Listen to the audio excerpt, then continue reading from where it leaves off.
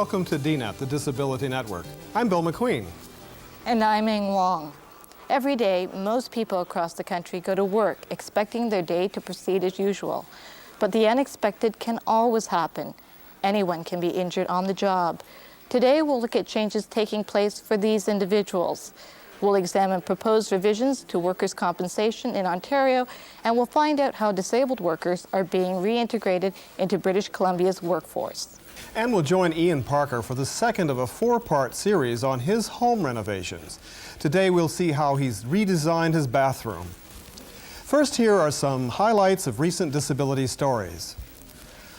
Ontario's provincial auditor released his report last week. It outlined the way money was spent and misspent in 1994.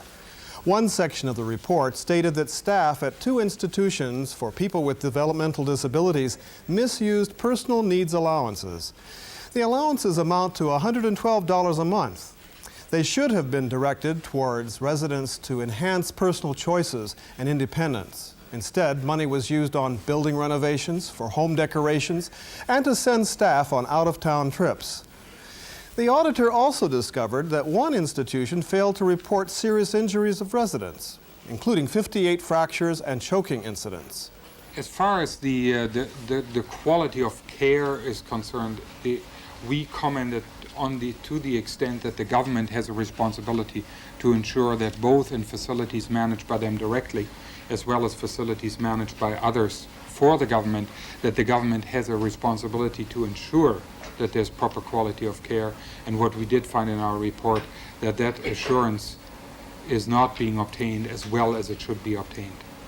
Recently, Lloyd Axworthy, Minister of Human Resources Development Canada, made an appearance before the House of Commons Committee on Human Rights and the Status of Disabled Persons. A new federal strategy was presented that will change existing federal practices which affect people with disabilities. The minister said the two objectives were to integrate disabled Canadians into the workforce and to promote independent living. This new strategy will replace the old national strategy, which concludes in March.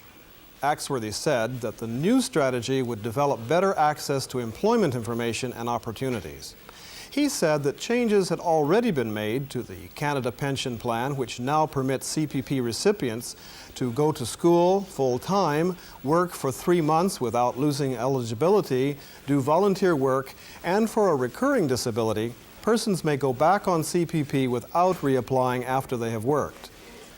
Axworthy said he would seek a refocused vocational rehabilitation program, popularly called VRDP, from the provinces. VRDP is due to end next year.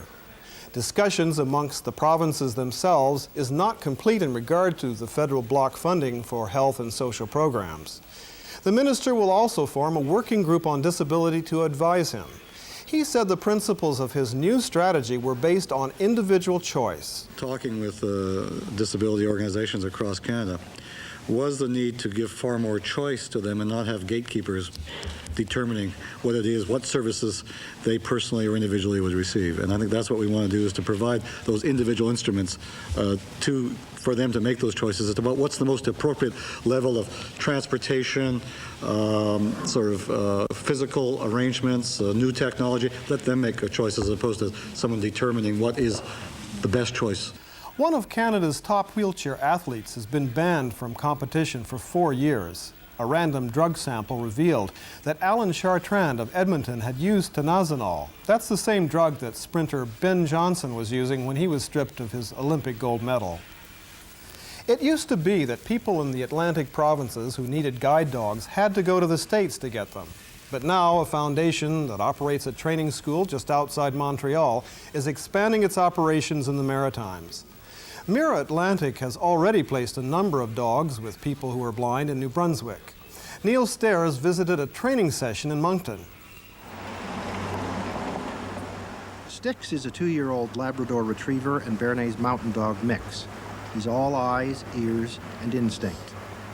Here on the streets of Moncton, he's being trained to give them to Therese Hebert. Esther Turcotte is one of 2 trainers who have brought Styx and several other dogs from Quebec to be introduced to their new partners. The dogs have been given their basic training in Quebec, and during 26 days of work in Moncton, The 3 dogs best suited to the 3 individuals who need them will learn to fit into the partnership that will be their life's work.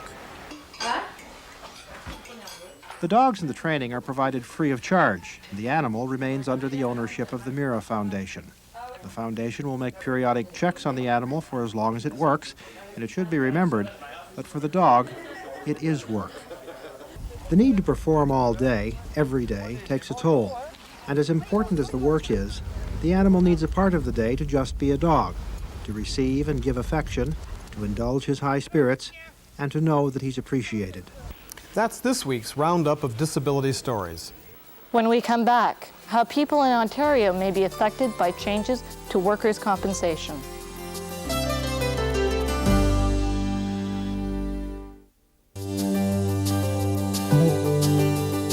This program is brought to you in part by the Royal Bank of Canada, serving Canadians for 126 years, one customer at a time. And Canadian Airlines. Every day across Canada, workers are hurt or injured on the job, and many become disabled. Although the number of injured people has decreased in the past few years, the annual average is approximately 1 million.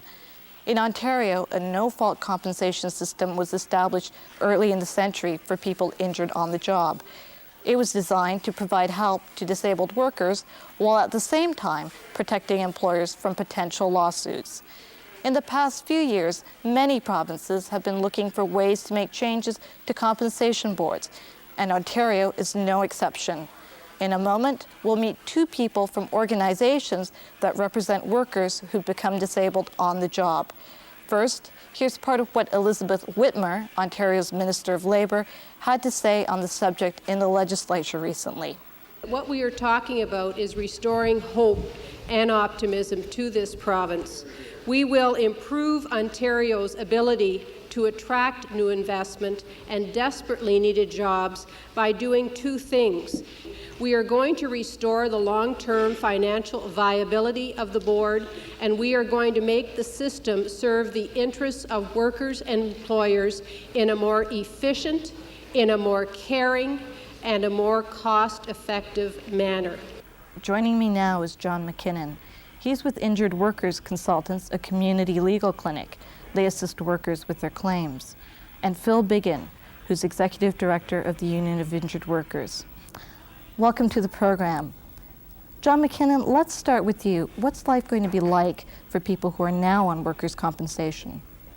I would say over the last few months, the most frequent concern of people who've been calling for our advice or representation is that they've been cut off completely by the Workers' Compensation Board, told that they've recovered 100% and they're fit to return to the regular work, they're no longer entitled to anything, and at the same time, their family doctor is telling them, no, you may have a permanent disability, you're definitely not ready to return to your regular job, and there would certainly need to be some modifications involved in if there's to be any kind of return to employment, possibly some form of retraining. For example, just in terms of the people that I spoke with today, I would say that 50% of the people that I spoke with are already on some form of social assistance because their benefits have been cut. So in your opinion, how effective has the WCB been in providing support to people?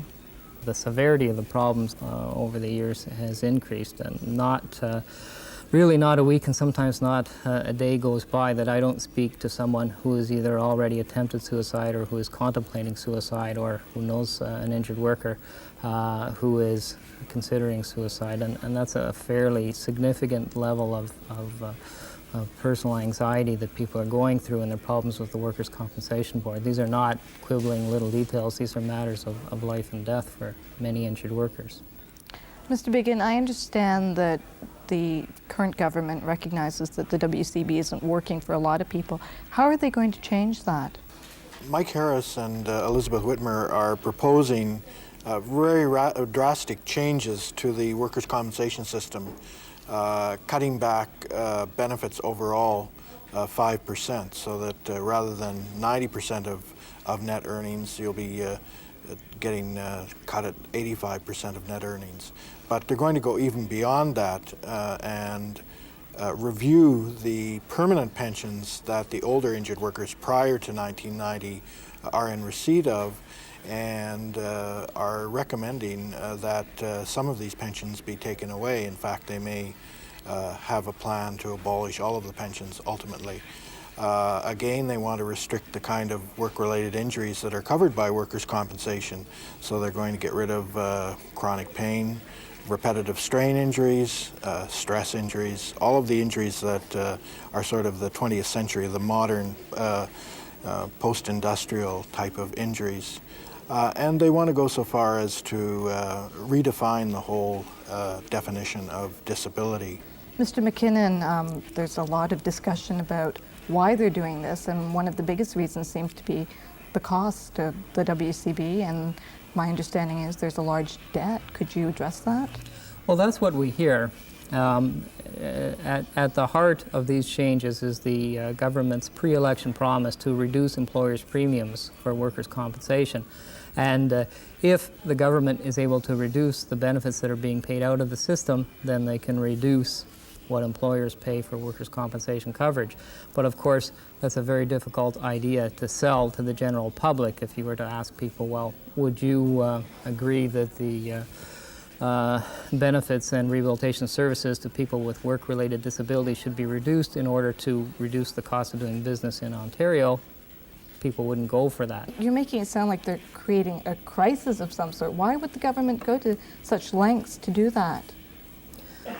Well, in order to convince people that there needs to be a major overhaul in terms of the workers' compensation benefit system, people need to be convinced that there is some kind of a crisis. And if they believed that premiums were going up, benefits were going up out of control, fraud and abuse was a problem, that the compensation board was in some kind of a financial crisis, then it would be more acceptable to allow the government to walk in, revamp the whole system, and, by the way, in so doing this, reduce employers' premiums. The WCB actually reported a profit last year of $130 million, and on top of that, it paid in rebates to employers an additional $359 million. In that case, Mr. Biggins, what would you say is the net result of what's going to happen here? It's going to be worse for the newer workers coming into the system, because there's really going to be no protection whatsoever, or very limited protection, certainly if they reduce the benefits to the extent that they've projected. And it's going to be a very frightening work environment out there, because you're going to go to work with no protection. If you get hurt, it'll be like it was at the turn of the century. You're going to go into debt, you're going to lose everything you had, and it's a very sad situation. On that note, I'd like to thank both of you for taking the time out of your schedules to join us today. Thanks very much. We invited the Minister of Labour, Elizabeth Whitmer, and Cam Jackson, the Minister in charge of the Workers' Compensation Board, to join us for today's panel. Both of their offices told us they were not available at this time. We'll keep you informed of any new developments.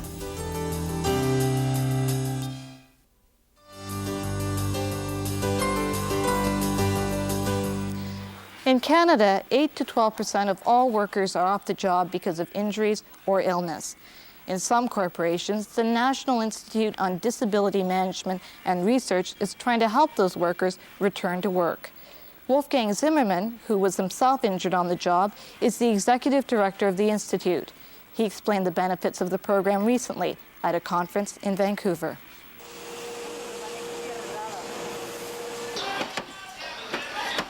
Typically, when a worker is injured on the job, they receive financial support from the Workers' Compensation Board or long-term disability. That support is paid for by corporations through insurance premiums. The costs are really rising very significantly. By way of example, an employer in the forest industry pays around $8,000 per year per employee for workers' compensation, short-term disability, and long-term disability. So the costs are going up financially significantly. At the same time, we forget the human cost. In British Columbia, we have about 10,000 employees company-wide, and we looked at one point a year or two ago at a snapshot of the number of employees at that time who were off for one reason or another at that point for more than 6 months. It could be 6 months, it could be 6 years at that point. And we found there were almost 500 people, 450 to 500 people. So on premium costs alone, that would probably be about $10 million a year.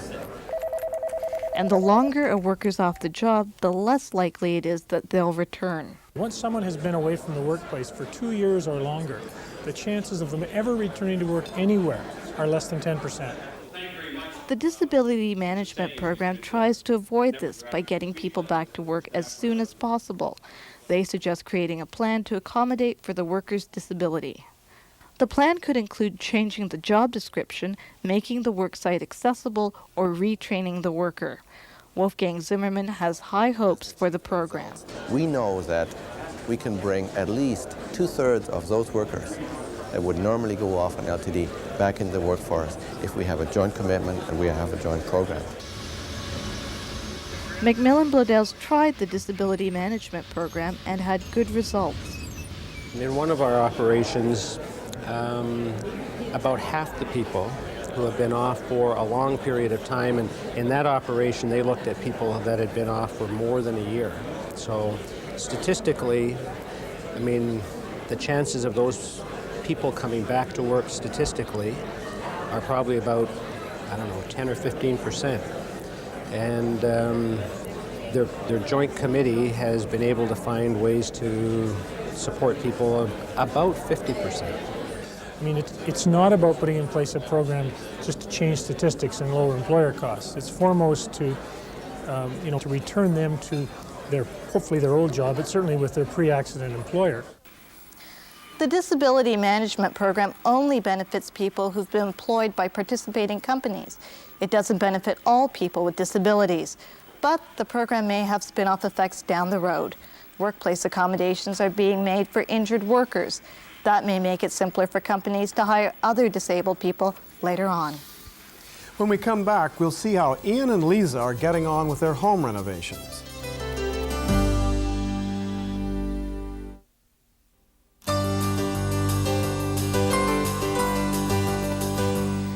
A few weeks ago, we introduced you to Ian Parker and Lisa Bendel. They're a Toronto couple in the midst of renovating their new home, making it more accessible for Ian, who uses a wheelchair. We'll go inside and see what they've done to their bathroom, a construction job that took more than a little creativity on their part.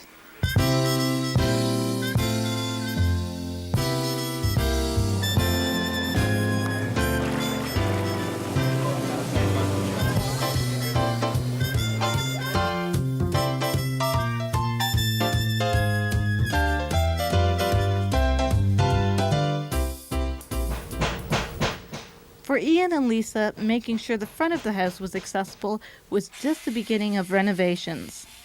Next, they added a bathroom off their new bedroom.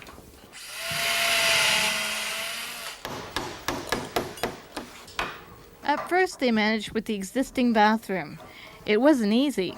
When we first moved in here, we arranged with the contractor that on day one of us moving in, he would make some changes to the existing bathroom, and we were able to use this for the last 2 months on a temporary basis until our new one is finished.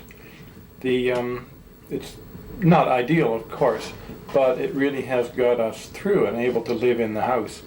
And what he did was to take away a very large vanity that was at the sink here that precluded me getting into the room and turning around and using the sink or even sitting on the toilet.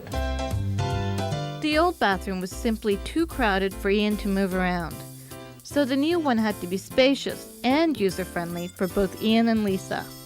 The room was quite long and narrow and could very easily have an ensuite bathroom without losing a lot of the shape of the bedroom.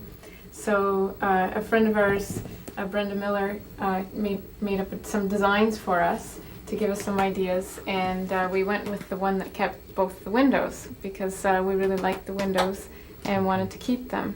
So there were 3 designs we had to choose from, and this one went into the bedroom just a little bit farther as Lisa's saying, allowed us to keep both windows. And it's amazing looking at it at this stage of completion to think it wasn't here, it was just the end of the bedroom that didn't ever get used.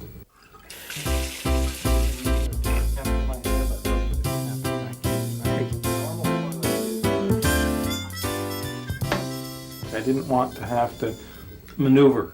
23-point turns. I wanted one kind of swing to get in, and also similarly one swing to get out, and I needed enough room to transfer to and from the toilet, and I get out of the left side of my wheelchair onto the toilet, so I had to take that kind of thing into account, which side I wanted to transfer from. There were other things they also had to consider. For example, the bathroom floor had to be tilted so water wouldn't run into the bedroom. And then there were the finer details, such as making the shower fully accessible.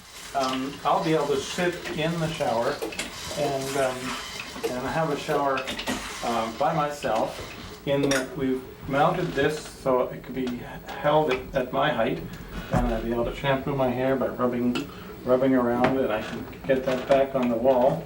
And also we picked out a single lever that I've gotten used to. It simply pulls out to turn the water pressure on, and easily turns to the right or to the left for cold or hot. So this will be just wonderful to be able to get under warm running water. It's going to be a treat. It's even got a little massage thing here. I'm looking forward to it.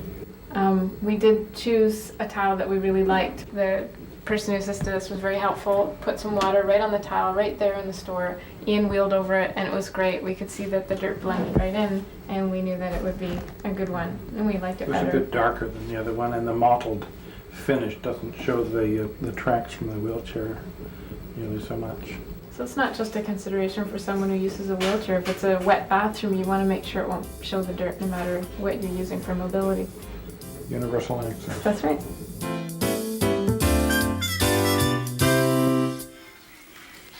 In a couple of weeks, we'll see what Ian and Lisa have done with their kitchen. And as usual, we'd love to hear from you. We'd like you to share your stories about renovating, the good, the bad, and the ugly. And if you have any tips about house hunting or finding a contractor, please write to us. We may read your letter on the air. Our address is coming right up. Let's clean up for this week. I'm Ing Wong. And I'm Bill McQueen. See you again next week. You can write to us at Disability Network, CBC, Box 500, Station A, Toronto, M5W1E6. That's Disability Network, CBC, Box 500, Station A, Toronto, M5W1E6. This program is brought to you in part by the Royal Bank of Canada, serving Canadians for 126 years, one customer at a time, and Canadian Airlines.